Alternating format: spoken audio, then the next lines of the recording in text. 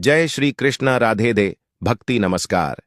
माताएं एवं बहनों, लड्डू गोपाल की कृपा हमेशा ही आप पर एवं आपके परिवार पर बनी रहे। माताएं एवं बहनों, आज की वीडियो बेहद ही खास और ज्ञानवर्धक होने वाली है, क्योंकि आप सभी को हम बता दें कि जन्माष्टमी के दिन कुछ ऐसे शुभ योगी का निर्माण होने जा रहा है। अगर आप अपने जीवन में सुख समृद्धि पाना चाहते हैं, आप अपनी हर एक मनोकामना पूरी करना चाहते हैं, तो आपको हम बता दें कि अगर आप लड्डू गोपाल यानी कि श्री कृष्ण की कुछ ऐसी वस्तुएं हैं, अगर आप कुछ ऐसी चीज हैं जिन्हें आप अगर जन्माष्टमी के दिन या फिर जन्माष्टमी से एक दिन पहले अगर आप इन चीजों को अपने घर ले आते हैं, तो मां के चलिए आपके भाग्य के तारे निराले हो जाएंगे। आप अपने जीवन में जो भी परेशानी से जूझ रहे हैं वह हमेशा के लिए समाप्त हो जाएगी।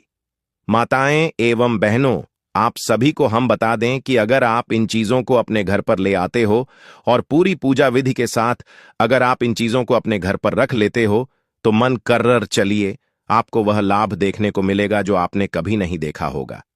इसीलिए माताएं बहनों से हाथ जोड़कर निवेदन है कि हमारे चैनल की इस वीडियो को आप पूरा जरूर देख लें, क्योंकि हम आपको बता देती कुछ ऐसे शुभ संयोग का निर्माण होने जा रहा है कि इस जन्माष्टमी बहुत ही पवन और चमत्कारी होने वाली है। इसलिए माताएं एवं बहनों, पहले हम आपको बता देते हैं कि जन्माष्टमी कितनी तारीख को मनाई जाएगी और कौन से बुक शुभ संयोग इस दिन निर्माण हो रही है, जिससे कि हर एक माता बहन को बहुत ही शुभ और मंगलकारी लाभ प्रदान होने वाला है। इसलिए अगर आप लड्डू गोपाल की कृपा पाना चाहते हैं, प्राप्त करना चाहते हैं, तो इस वीडियो को सच्चे दिल से लड्डू गोपाल जी के लिए एक लाइक जरूर ही कर दीजिए।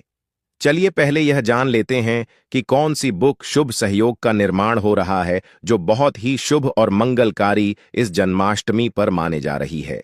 उसके बाद हम जानेंगे कि आखिर वह कौन सी वस्तुएं हैं जिन्हें अगर आप जन्माष्टमी के दिन अपने घर ले आते हैं तो आपकी हर एक मनोकामना इच्छा एक दिन में ही यानी कि 24 घंटे के अंदर ही पूरी हो जाएगी, एवं आपके घर में अगर धन की कमी है या फिर कोई भी समस्या हो वह एक दिन में ही समाप्त हो जाएगी।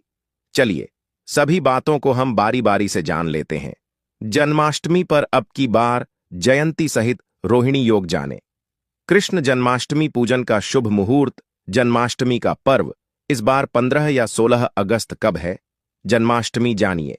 तिथि पूजा का शुभ मुहूर्त और धार्मिक महत्व। वैदिक पंचांग के अनुसार हर साल भाद्रपद माह के कृष्ण पक्ष की अष्टमी तिथि पर जगत के पालनहार भगवान श्री कृष्ण का अवतरण दिवस मनाया जाता है। हिंदू धर्म में कृष्ण जन्माष्टमी का विशेष महत्व है। पंचांग मुताबिक हर साल श्री कृष्ण जन्माष्टमी भादो मास के कृष्ण पक्ष की अष्टमी तिथि को मनाए जाने का विधान है। इस दिन भगवान श्री कृष्ण जन्मोत्सव होता है। आपको बता दें कि भगवान श्री कृष्ण के जन्म के समय अष्टमी तिथि रोहिणी नक्षत्र, लग्न, वृषभ राशि और बुधवार का दिन था। वहीं भगवान का जन्म मध्य रात्रि को हुआ था। इस दिन श्री कृष्ण के बाल स्वरूप लड्डू गोपाल के रूप में उनकी मूर्ति का पूजन करना शुभ होता है। इस साल जन्माष्टमी का पर्व 16 अगस्त को मनाया जाएगा। साथ ही इस दिन सर्वार्थ सिद्धि और अमृत सिद्धि योग बन रहा है, जिससे इस दिन का महत्व और भी बढ़ गया है। आइए जानते हैं तिथि और शुभ मुहूर्त। कृष्ण जन्माष्टमी तिथि 2025 पंचांग के मुताबिक 15 अगस्त को देर रात 11:48 पर भाद्रपद माह के कृष्ण पक्ष की अष्टमी तिथि आरंभ होगी। वहीं 16 अगस्त को रात और 9:35 पर अष्टमी तिथि का अंत होगा। भगवान कृष्ण का जन्म मध्य रात्रि में हुआ है, इसके लिए भगवान कृष्ण का जन्मोत्सव मध्य रात्रि में मनाया जाता है। कृष्ण जन्माष्टमी शुभ मुहूर्त 2025 जन्माष्टमी पर शुभ मुहूर्त 16 अगस्त को रात्रि 12:05 से लेकर 12:45 तक रहेगा। आपको बता दें कि जन्माष्टमी की रात्रि में भगवान श्री कृष्ण की विधि विधान पूर्वक पूजा अर्चना की जाती है। जयंती योग का शुभ संयोग। इस दिन चंद्रमा वृषभ राशि में होंगे, जैसा कि भगवान कृष्ण के जन्म के समय संयोग बना है। दरअसल उस दिन भी चंद्रमा वृषभ राशि में ही थे। जिस रात में अष्टमी तिथि मध्यकाल में होती है, उसी दिन जन्माष्टमी का पर्व मनाया जाता है। इस दिन रोहिणी नक्षत्र और चंद्रमा का वृषभ राशि में होना बेहद ही शुभ फलदायी रहेगा। साथ में अगर जन्माष्टमी पर सोमवार या बुधवार हो जाए तो यह बहुत ही दुर्लभ संयोग बनाता है। बुधवार और सोमवार को जन्माष्टमी होने पर जयंती योग का शुभ संयोग बनता है, जिसे जयंती योग भी कहते हैं। दरअसल जिस दिन भगवान कृष्ण का जन्म हुआ था उस दिन बुधवार था। ठीक इससे 6 दिन बाद यानी सोमवार को भगवान कृष्ण का नामकरण आदि कार्य किए गए थे। इसलिए जन्माष्टमी सोमवार या बुधवार में होना बेहद शुभ मानी जाती है।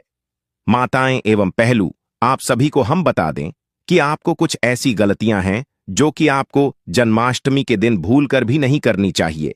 यह जानना आपके लिए बेहद ही जरूरी और खास है, क्योंकि अगर आप जन्माष्टमी का व्रत रखती हैं तो आपको ऐसी गलतियां भूलकर भी नहीं करनी चाहिए।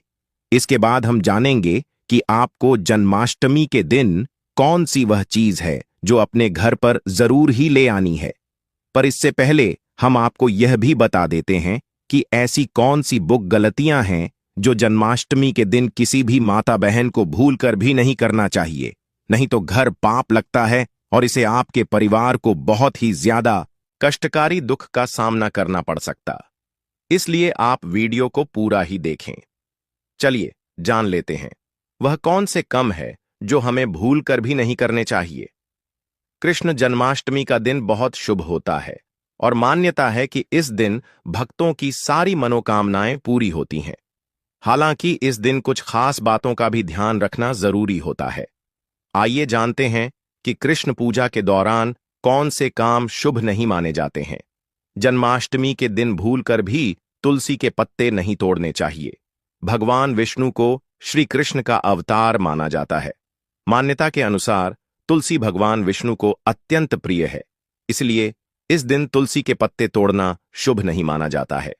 मैं माता एवं बहनों, आप सभी ऐसी गलती भूल कर भी ना करें, क्योंकि इससे घोर पाप लगने की आशंका बनी रहती है।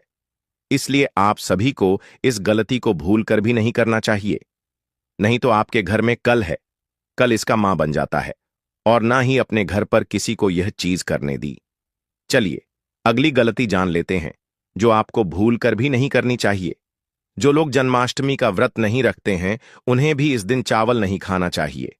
एकादशी और जन्माष्टमी के दिन चावल और जौ से बने भोज्य पदार्थ खाना वर्जित माना जाता है। माता एवं बहनों, आपको हम बता दें, इस दिन चावल होते हैं, उन्हें आप भूल कर भी ना खाएं, यह अच्छा नहीं माना जाता। और लड्डू गोपाल को ऐसी चीज कभी भी अच्छी नहीं लगती है जो कि आप अगर जन्माष्टमी के दिन ऐसी चीज खाते हैं तो यह बिल्कुल भी शुभ नहीं माना जाता, बल्कि अशुभ ही माना जाता है। इसलिए आप इन चीजों का सेवन भी भूल कर भी ना करें। आज के दिन लहसुन, प्याज या कोई भी अन्य तामसिक भोजन नहीं करना चाहिए। इस दिन घर में मांस और शराब नहीं लाना चाहिए। इस दिन प्याज और लहसुन को तो भूलकर भी नहीं खाना चाहिए, क्योंकि यह तामसिक भोजन में आते हैं और इन चीजों को आप भूलकर भी सेवन नहीं करना चाहिए, क्योंकि यह बिल्कुल भी अच्छा नहीं माना जाता। और लड्डू गोपाल भी इन चीजों का अगर आप जन्माष्टमी के दिन सेवन करते हैं तो लड्डू गोपाल आपके घर से दूर चले जाते हैं और वह नाराज हो जाते हैं। इसलिए आप इन चीजों का सेवन भूलकर भी ना करें, तो आपके लिए यह बहुत ही शुभ और मंगलकारी माना जाएगा। कृष्ण जन्माष्टमी के दिन भूलकर भी किसी का अनादर ना करें। भगवान कृष्ण के लिए अमीर या गरीब सभी भक्त एक समान ही हैं। किसी भी गरीब का अपमान करने से श्री कृष्ण अप्रसार चाहिए। इससे घर और परिवार में सुख और शांति बनी रहती है। जन्माष्टमी के दिन ब्रह्मचर्य का पालन करना अनिवार्य होता है। इस दिन पूरे पवित्र मन तन से भगवान की पूजा करनी चाहिए। इस दिन भूलकर भी गायों का अपमान नहीं करना चाहिए। भगवान कृष्ण को गायों से बहुत प्रेम था। कान्हा बचपन गायों के साथ ही खेलते थे। ऐसी मान्यता है कि जो भी गाय की पूजा करता है उसे श्री कृष्ण का आशीर्वाद जरूर मिलता है। जो लोग इस दिन व्रत रखते हुए उन्हें रात में 12 बजे से पहले अपना व्रत नहीं खोलना चाहिए। उससे पहले व्रत खोलने से पूजा का फल मिलता है और व्रत भी अधूरा माना जाता है। माताएं एवं पहलू, चली अब जान लेते हैं कि वह कौन सी ऐसी चीज हैं जिन्हें अगर आप लड्डू गोपाल की कृपा पाने के लिए, यानी कि लड्डू गोपाल की कृपा प्राप्त करने के लिए, अगर आप जन्माष्टमी के दिन आप इन चीजों को खरीद कर अपने घर ले आते हैं तो मानकर चलिए आपका भाग्य बदल जाएगा। माताएं एवं बहनों, आप सभी से हाथ जोड़कर निवेदन है कि हमारे चैनल की इस वीडियो को अभी तक आप देख रहे हैं तो कमेंट बॉक्स में जय जय लड्डू गोपाल जय श्री कृष्ण अवश्य ही लिख दें, जिससे कि आपकी हर एक मनोकामना लड्डू गोपाल तक पहुंच जाएगी और हर एक मनोकामना 24 घंटे के अंदर ही पूरी हो जाएगी। चलिए जान लेते हैं कौन सी है वह वस्तुएं जिन्हें अगर आप जन्माष्टमी के इतने पावन अवसर पर अपने घर ले आते हैं तो आपको वह लाभ देखने को मिलेगा जो आपने अपनी जिंदगी में कभी कल्पना भी नहीं की होगी। इसलिए हम सभी बातों को आप सभी को बारी बारी से बताएंगे। चलिए जान लेते हैं कौन सी है वह वस्तुएं जिन्हें अगर आप जन्माष्टमी के दिन घर ले आएंगे तो यह बहुत ही शुभ और मंगलकारी रहेगा। माताएं एवं बहनों, आप सभी को हम बता दें कि आपको यह तो याद ही होगा कि भगवान श्री कृष्ण को माखन बचपन से ही पसंद था। श्री कृष्ण घरों से माखन चुराकर खाते थे, इसलिए उनको माखन चोर भी कहा जाता है। जन्माष्टमी के दिन अगर माखन में तुलसी डालकर भगवान श्री कृष्ण को अर्पण करते हैं तो सारी मनोकामनाएं पूर्ण होंगी। बांसुरी, जब भी आप भगवान श्री कृष्ण का चित्र देखते हैं तो उसमें बांसुरी अवश्य होती है। भगवान श्री कृष्ण को बांसुरी अति प्रिय है। बांसुरी प्रेम के कारण इन्हें बंसीधर के नाम से भी जाना जाता है। जन्माष्टमी के दिन आप चांदी या लकड़ी की बांसुरी खरीदकर भगवान श्री कृष्ण को चराएं। पूजा समाप्त होने के बाद उसे तिजोरी में रख दें। इससे घर की आर्थिक समस्या दूर होती है। गाय बछड़े की मूर्ति, ज्योतिष शास्त्र के अनुसार गाय में कई देवी देवताओं का वास होता है। अगर आप घर की बनी पहली रोटी गाय को खिलाते हैं तो सारे ग्रह दोष समाप्त हो जाते हैं। भगवान श्री कृष्ण को गाय से बेहद लगाव था। गाय के दूध से बना घी मक्खन वह खाते थे। इसलिए जन्माष्टमी के दिन गाय बछड़े की मूर्ति को आप घर के मंदिर या मकान के ईस्ट कोण में रखते हैं तो सुख समृद्धि की प्राप्ति होगी। झूला, श्री कृष्ण के लड्डू गोपाल स्वरूप को हमेशा झूले में स्थापित किया जाता है, इसलिए लड्डू गोपाल को झूला अत्यंत पसंद है। जन्माष्टमी के दिन झूला खरीदकर लड्डू गोपाल को उसमें स्थापित करें। घर में सुख शांति बनी रहेगी। पीले फूल भगवान कृष्ण को बहुत प्रिय होते हैं, इसलिए घर में पीले फूल लाना चाहिए। पीले फूल सुख और समृद्धि का प्रतीक होते हैं। पीले फूलों को भगवान कृष्ण की पूजा में चढ़ाने से घर में सुख और समृद्धि आती है। पीले फूलों को घर में सजाने से घर की सुंदरता बढ़ती है। दही और मक्खन, भगवान कृष्ण को दही और मक्खन बहुत पसंद था, इसलिए घर में दही और मक्खन लाना चाहिए। दही और मक्खन स्वास्थ्य और सुख का प्रतीक होते हैं। दही और मक्खन को भगवान कृष्ण की पूजा में चढ़ाने से घर में स्वास्थ्य और सुख आता है। दही और मक्खन को घर में खाने से स्वास्थ्य अच्छा रहता है। मोर पंख, भगवान कृष्ण के मोर पंख बहुत प्रसिद्ध हैं, इसलिए घर में मोर पंख लाना चाहिए। मोर पंख सौंदर्य और सुख का प्रतीक होता है। मोर पंख को भगवान कृष्ण की पूजा में चढ़ाने से घर में सौंदर्य और सुख आता है। मोर पंख को घर में सजाने से घर की सुंदरता बढ़ती है। में माहिर थे, इसलिए घर में बांस लाना चाहिए। बांसुरी संगीत और सुख का प्रतीक होती है। बांसुरी को भगवान कृष्ण की पूजा में चढ़ाने से घर में संगीत और सुख आता है। बांसुरी को घर में बजाने से घर में संगीत का माहौल बनता है। पीले वस्त्र, भगवान कृष्ण को पीले वस्त्र बहुत पसंद थे, इसलिए घर में पीले वस्त्र लाना चाहिए। पीले वस्त्र सुख और समृद्धि का प्रतीक होते हैं। पीले वस्त्र को भगवान कृष्ण की पूजा में चढ़ाने से घर में सुख और समृद्धि आती है। पीले वस्त्र को घर में पहनने से घर की सुंदरता बढ़ती है। फूलों की माला, भगवान कृष्ण को फूलों की माला बहुत पसंद थी, इसलिए घर में फूलों की माला लानी चाहिए। फूलों की माला सुख और सौंदर्य का प्रतीक होती है। फूलों की माला को भगवान कृष्ण की पूजा में चढ़ाने से घर में सुख और सौंदर्य आता है।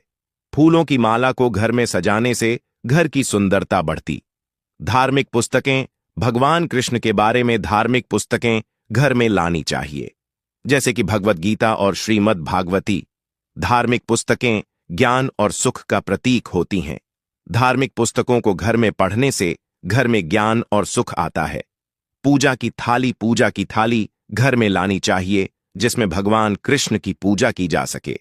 पूजा की थाली सुख और समृद्धि का प्रतीक होती है। पूजा की थाली को घर में सजाने से घर की सुंदरता बढ़ती है। दीपक घर में लाना चाहिए, जो भगवान कृष्ण की पूजा में उपयोग किया जा सके। दीपक सुख और सौंदर्य का प्रतीक होता है। दीपक को घर में जलाने से घर में सुख और सौंदर्य आता है। अगरबत्ती घर में लानी चाहिए, जो भगवान कृष्ण की पूजा में उपयोग की जा सके। अगरबत्ती सुख और सौंदर्य का प्रतीक होती है। को घर में जलाने से घर में सुख और सौंदर्य आता है। प्रसाद घर में लाना चाहिए, जो भगवान कृष्ण की पूजा में उपयोग किया जा सके। प्रसाद सुख और सौंदर्य का प्रतीक होता है। प्रसाद को घर में खाने से घर में सुख और सौंदर्य आता है। फल घर में लाने चाहिए, जो भगवान कृष्ण की पूजा में उपयोग किए जा सके। स्वास्थ्य और सुख का प्रतीक होते हैं। फल को घर में खाने से घर में स्वास्थ्य और सुख आता है। मेवे घर में लाने चाहिए, जो भगवान कृष्ण की पूजा में उपयोग किए जा सके। मेवे स्वास्थ्य और सुख का प्रतीक होते हैं।